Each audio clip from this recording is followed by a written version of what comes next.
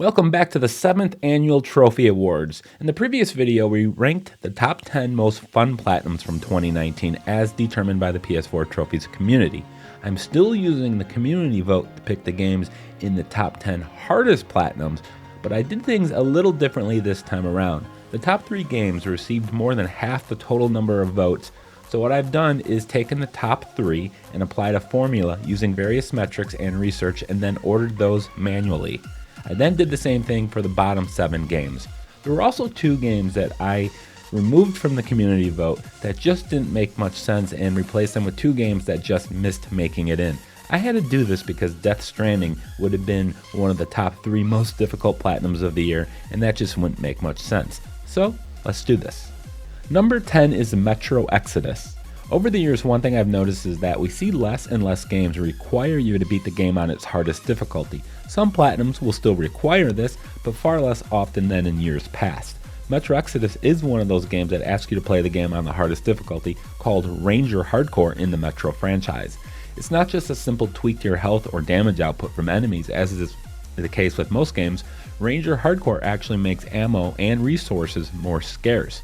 It'll also disable your heads-up display and eliminate the quick save feature.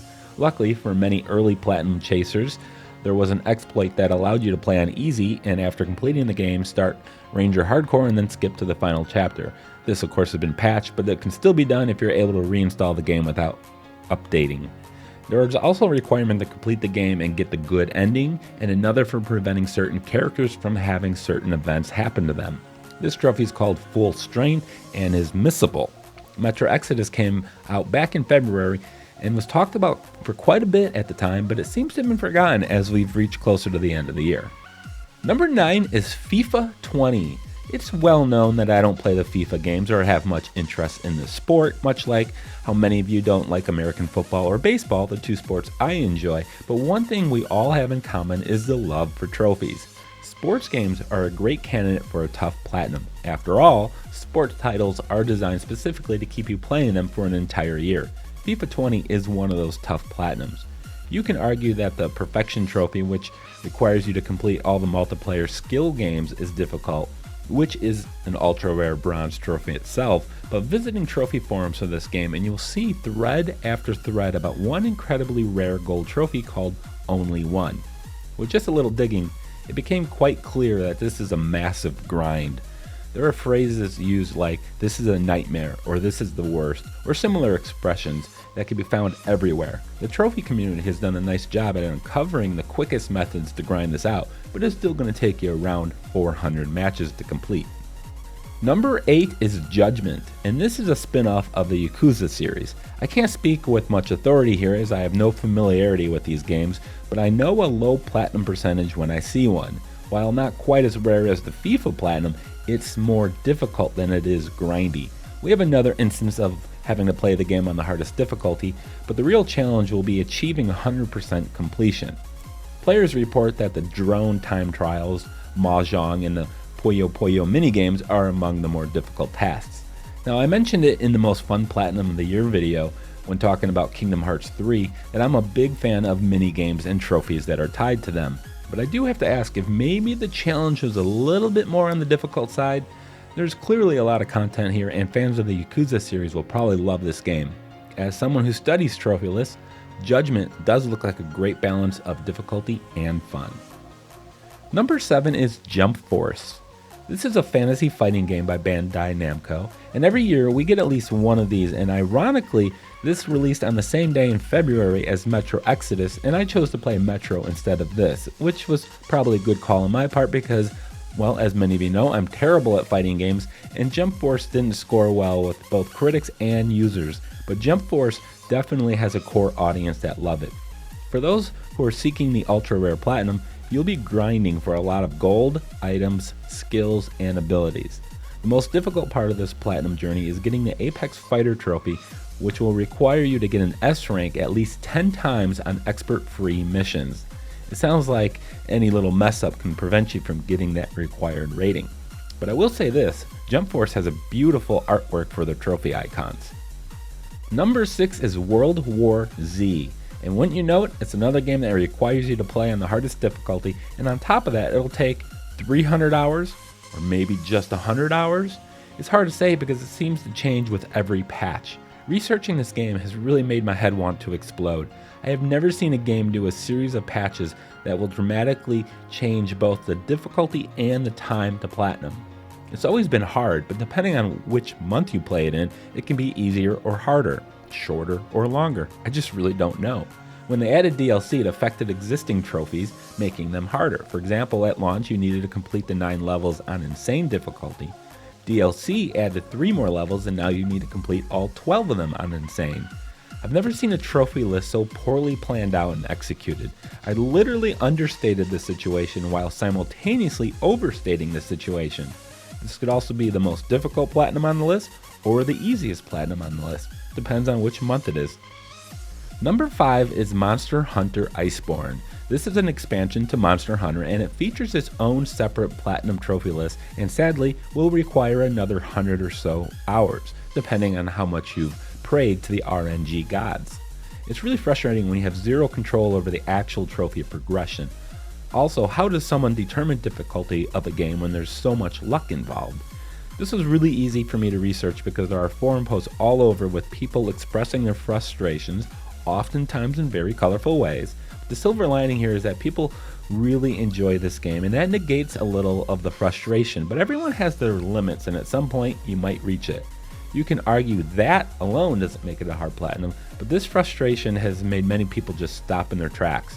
If getting the gold crowns isn't enough for you, you still have to find all the treasure and max out research levels, but I can't stress enough how much I hate luck-based trophies. Number 4 is MLB The Show 19. Since I gave you FIFA fans your spot, it's time for me to recognize my favorite sports series, MLB The Show. Now the show platinums in the past have been either fairly easy or extremely difficult, and the 2019 version of the game swings hard to the difficult side. In fact, it's the most rare platinum on this list, by far, according to PSN profiles. It's worth noting that this was recently free on PlayStation Plus, which will lower that percentage number. Also, many people buy this game and only play certain modes and stick to those. Some people only do the franchise modes, others prefer Road to the Show or the popular Diamond Dynasty mode. The entire Platinum Challenge lies squarely on the Welcome to the Chip trophy. This requires you to win a championship series in ranked seasons in the Diamond Dynasty mode. Ranked seasons resets every month and you need to reach 800 skill points before the end of the month. Win and your points increase, lose and it'll decrease. This is an online mode, and as your skill points increase, you'll be paired with better opponents, making it harder and harder as you get closer to your goal. You'll eventually feel like you're playing against the 1927 Yankees. I do have to recognize this game for naming the Platinum Trophy after me, which is simply called GOAT. What? They weren't talking about me? Alright, let's just move on. We are now entering the top 3 as selected by the community, starting off with Sekiro: Shadows Die Twice. This is another great game developed by Dark Souls, Demon Souls, and Bloodborne developer From Software. There is a portion of gamers out there who really love these types of games and are incredibly great at them, which I estimate is about maybe 20% of you, and I know you're going to disagree about this being difficult. So for the next minute, I want to talk to the other 80% of us. It's not that the trophy list itself is difficult, although farming the remaining skills at the end was extremely tedious, but it's a game that itself is unapologetically difficult.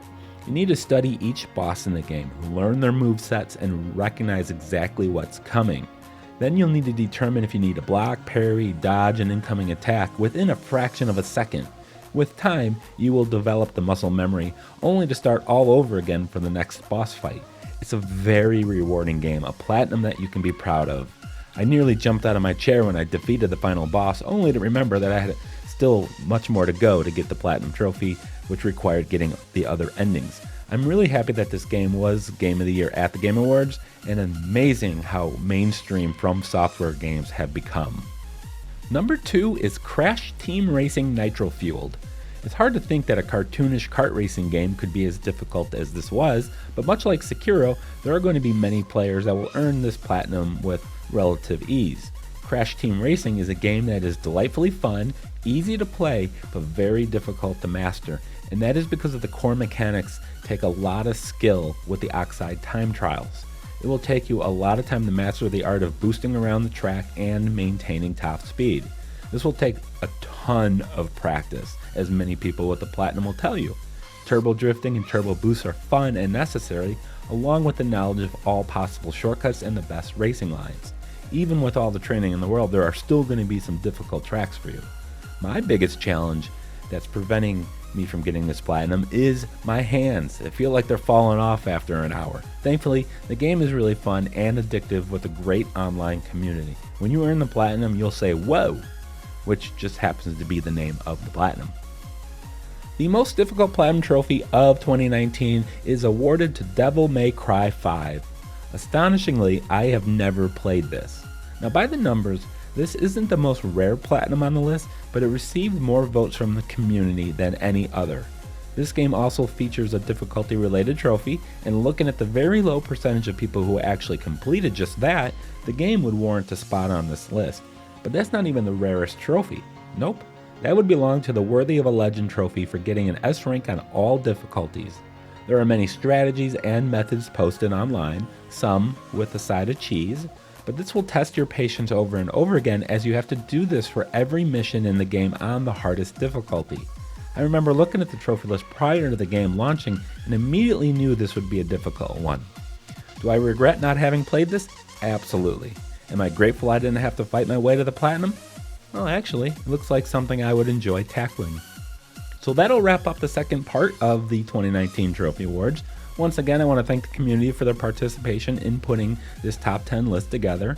There were some games that didn't generate enough votes that certainly could have, such as Trials Rising, Catherine Full Body, Ace Combat 7, Frostpunk, and several others. I do apologize about booting Death Stranding from the list, but what would happen if people voted for that to be the easiest Platinum of 2019? That could create a paradox, but we'll find out shortly when the Trophy Awards wraps up shortly with the top 10 easiest Platinums.